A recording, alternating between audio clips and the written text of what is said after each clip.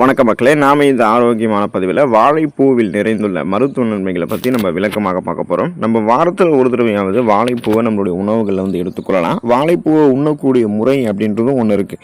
வாழைப்பூவினுடைய அந்த கசப்பு தன்மையை குறைக்கிறதுக்கு வாழைப்பூவை சுத்தம் செஞ்சதுக்கப்புறம் எலுமிச்சை சாறு கலந்த நீரில் ஊற வச்சுட்டு பொரியலாகவோ கூட்டாகவோ அல்லது வாழைப்பூவை அடையாகவோ செஞ்சு கூட சாப்பிட்லாம்.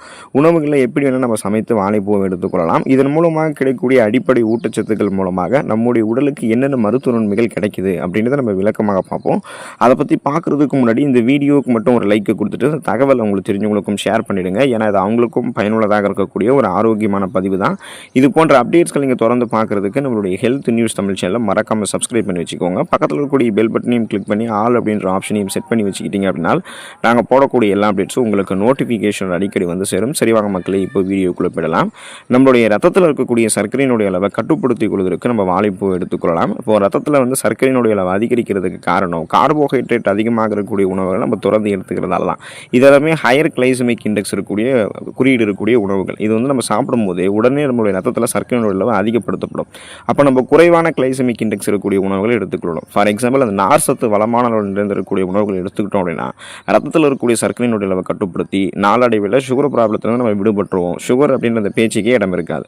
அப்போது ரத்தத்தில் இருக்கக்கூடிய அதிகப்படியான சர்க்கரையை குறைத்து நீரிழிவு நோயாளிகளுக்கு இன்சுலினுடைய சுரப்பை அதிகரிக்கிறதுக்கு, இன்சுலின் சென்சிட்டிவிட்டியை மேம்படுத்தி சர்க்கரையினுடைய அளவு ரத்தத்தில் குறைக்கிறதுக்கான வழிவகை செய்கிறதுக்கு வாழைப்பூ சிறந்த உணவாக இருக்கும். ஏன்னா வாழைப்பூவில் வளமான அளவில் ஃபைபர் என்று சொல்லக்கூடிய நார் சத்து இருக்குது. பிற ஊட்டச்சத்துக்களும் இருக்குது. அதாவது இன்சுலின் போதுமான அளவுக்கு அதனுடைய சென்சிட்டிவிட்டியை மேம்படுத்துறதுக்கு, இன்சுலின் சுரப்பை சரி பண்ணி ரத்தத்தில் சர்க்கரையினுடைய அளவை கட்டுப்படுத்துறதுக்கான அனைத்து விதமான அத்தியாவசிய தேவைகளுமே அத்தியாவசியமான நன்மைகளுமே வாழைப்பூவில் இருக்குங்க. ஸோ அதனால் சுகர் ப்ராப்ளம் வரக்கூடாதுன்னு நினைக்கிறவங்களும் சுகர் ப்ராப்ளத்திலிருந்து விடுபடணும்னு நினைக்கிறவங்களும் வாழைப்பூவை தொடர்ந்து உணவுகளை எடுத்துக்கொள்ளலாம். மாதவிடாய் ஆரோக்கியமாக இருக்கிறதுக்கு, மாதவிடாய் தொடர்பான பிரச்சனைகளிலிருந்து விடுபடுவதற்கு, அதீத ரத்தப்போக்கு எல்லாம் குறைக்கிறதுக்கெல்லாம் பெண்கள் வாழைப்பூ எடுத்துக்கொள்ளலாம். பெண்களினுடைய மாதவிடாய் காலத்தில் ஏற்படக்கூடிய அதீத ரத்தப்போக்கு மற்றும் கடுமையான வயிற்று வலியை சரி செய்வதற்கு வாழைப்பூ சிறந்த மருந்தாக இருக்கும். ஸோ இதில் இருக்கக்கூடிய அந்த அடிப்படையான ஊட்டச்சத்துக்கள் எல்லாமே பெண்களினுடைய மாதவிடாய் காலத்தில் அவங்களுக்கு சிறப்பாக மாதவிடாய் நடக்கிறதுக்கு வழிவகை செய்யும். அதீத ரத்தப்போக்கு, கடுமையான வயிற்று வலி, முறையற்ற மாதவிடாய், இதை அத்தனையுமே பெண்களுக்கு சரி பண்ணிட்டு மாதவிடாயை தொடர்ந்து ஆரோக்கியமாக பராமரிக்கிறதுக்கு, எந்த விதமான பக்க விளைவுகளும் இல்லாமல் இருக்கிறதுக்கெல்லாம் பெண்கள் வாழைப்பூ எடுத்துக்கொள்ளலாம். செரிமானம் மற்றும் வயிற்றுப்புண் அதை நீங்கள் சரி பண்ணிக்கணும்னு நினைச்சிங்க அப்படின்னா, அதுக்கான ஒரு உணவை தேடிக்கிட்டு இருக்கீங்க அப்படின்னா நீங்கள் வாழைப்பழத்தை எடுத்துக்கலாம். ஏன்னா காரணமான பார்த்தீங்கன்னா அந்த நார் சத்து வளமான அளவில் வாழைப்பூவில் நிறைந்திருக்கு. அதுவும் இல்லாமல் உங்களுக்கு அந்த செரிமானத்தையும் நீங்கள் மேம்படுத்திக்கலாம். அல்சர் அப்படின்ற அந்த ப்ராப்ளத்தில் நீங்கள் விடுபட்டலாம். நார் சத்து நமக்கு இந்த நம்ம எடுத்துக்கொள்ளக்கூடிய இந்த வாழைப்பூவில் மிகுந்த அளவில் இருக்கிறதால இது செரிமானத்தை உங்களுக்கு மேம்படுத்துது, மலச்சிக்கலை நீக்குது மற்றும் வயிற்று புண்களை சரி பண்ணி வாயு துர்நாற்றத்தையுமே நமக்கு சரி பண்ணிடும். அப்போ பார்த்தீங்க அப்படின்னா நார் சத்தும் நீர் சத்தும் குறைவாக இருக்கக்கூடிய உணவுகளை நம்ம தொடர்ந்து எடுத்துக்கொண்டதால தான் அப்புறம் மாவுச்சத்து அதிகமாக இருக்கக்கூடிய உணவுகள், போதுமான அளவுக்கு நீர் சத்து குடிக்காமல் நீர் சத்து நமக்கு கிடைக்காம இருக்கிறது, நான்வெஜ் ஃபுட்ஸ் எல்லாம் அளவுக்கு அதிகமாக சாப்பிட்டதால தான் நமக்கு செரிமானம் ஆரோக்கியம் இல்லாமல் நமக்கு ஆரோக்கியமாகவே இல்லாமல் அது குறிப்பாக பார்த்தீங்கன்னா மலச்சிக்கலை நமக்கு ஏற்பட்டிருக்கு. செரிமானம் தொடர்பான பிரச்சனைகள்லாம் ஏற்படுவதற்கு அது காரணமாக இருந்திருக்கு. ஸோ அதுலேருந்து நம்ம விடுபடணும் அப்படின்னா வளமான அளவில் நீர் சத்து நிறைந்திருக்கக்கூடிய நார் சத்து நிறைந்திருக்கக்கூடிய உணவுகளை எடுத்துக்கொள்ளணும்.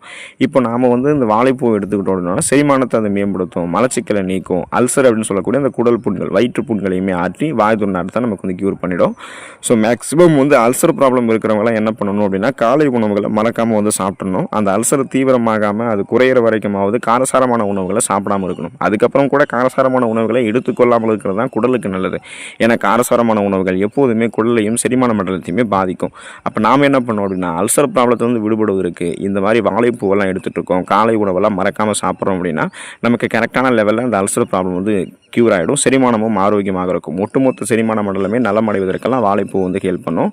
இதய ஆரோக்கியம் மேம்படுவதற்கு, அந்த கொலஸ்ட்ரால் பிரச்சனையில் தான் விடுபடுவதற்கெல்லாம் நம்ம வாழைப்பூ எடுத்துக்கலாம். வாழைப்பூவில் இருக்கக்கூடிய ஆன்டி ஆக்சிடென்ட்கள் மற்றும் பொட்டாசியம், பிபி என்று சொல்லக்கூடிய பிளட் ப்ரெஷர், அந்த ரத்த அழுத்தத்தை நம்ம கண்ட்ரோல் பண்ணுறோம். இதில் இருக்கக்கூடிய நார் சத்து கொலஸ்ட்ராலோடைய லெவலை கண்ட்ரோல் பண்ணும். இப்போ பொட்டாசியம் நரம்புகள் இருக்கக்கூடிய இறுக்கங்களை தளர்த்தி நரம்புகள் வழியாக ரத்த ஓட்டம் பாய்வதற்கு ஹெல்ப் பண்ணும். அந்த நரம்புகள் ரத்த நாளங்களில் படிந்திருக்கக்கூடிய கெட்ட கொழுப்புகளை நார் சத்து அகற்றிடும். அதனால் கொலஸ்ட்ரால்ஸ் நமக்கு ரத்த நாளங்களில் படிந்திருக்காது. இதன் மூலமாக ரத்த நாளங்கள் வழியாக ரத்த ஓட்டம் இதயத்துக்கு சீரான அளவில் கிடைக்கும் பொழுது இதயம் பன்மடங்கு பலம் பெறும். இதய துடிப்பு சீராக இருக்கும். மாரடைப்பு, பக்கவாதம் போன்ற பக்க விளைவுகள் எதுவுமே இதயத்துக்கு ஏற்படாதுங்க. ஸோ அதுக்காக தான் நமக்கு அந்த பிபி ப்ராப்ளம், அதாவது நரம்புகள் இருக்கக்கூடிய இறுக்கங்களை தளர்த்தணும். கொலஸ்ட்ரால் ப்ராப்ளம், ரத்த நாளங்களில் படிந்திருக்கக்கூடிய கொழுப்புகளை அகற்றணும். அதுக்கு நம்ம வாழைப்பூ எடுத்துக்கொள்ளலாம். வாழைப்பூ இதயத்தினுடைய ஆரோக்கியத்தை மேம்படுத்தும். அனிமியா என்று சொல்லக்கூடிய ரத்த சோகை நோய், இந்த நோய் குணப்படுத்தப்பட்டு மீண்டும் வராமல் தடுக்கப்படுவதற்கு வாழைப்பழத்தை எடுத்துக்கொள்ளலாம். இரும்புச்சத்து வளமான அளவில் நமக்கு இந்த வாழைப்பூவில் நிறைந்திருக்கிறதால இது ரத்த சோகையை நீக்கி உடலில் வந்து போதுமான அளவுக்கு ரத்த அணுக்களை வந்து கொண்டு வரும். இப்போ குறிப்பாக பார்த்தீங்கன்னா இரும்புச்சத்து குறையும் போது ரத்த சிகப்பு அணுக்கள் குறைஞ்சிரும். அதில் இருக்கக்கூடிய ரத்த புரதமான ஹீமோகுளோபினுடைய கவுண்ட்டும் குறைஞ்சிரும். ஹீமோகுளோபின் தான் நமக்கு ஆக்சிஜன் சப்ளை கொடுக்குது. அதனால தான் நம்மளுடைய உடல் வந்து சுறுசுறுப்பாக இயங்கும்.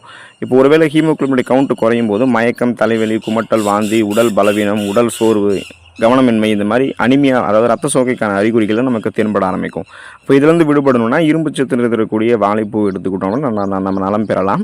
ஸோ வாழைப்பூவையும் தொடர்ந்து உங்களுடைய உணவுகள் எடுத்துக்கொண்டு அத்தியாவசியமான ஊட்டச்சத்துக்களை பெற்று ஆரோக்கியமாக இருக்க பழகுங்க. அடுத்த ஆரோக்கியமான பதிவில் மறக்காமல் சந்திப்போம். நன்றி மக்களே.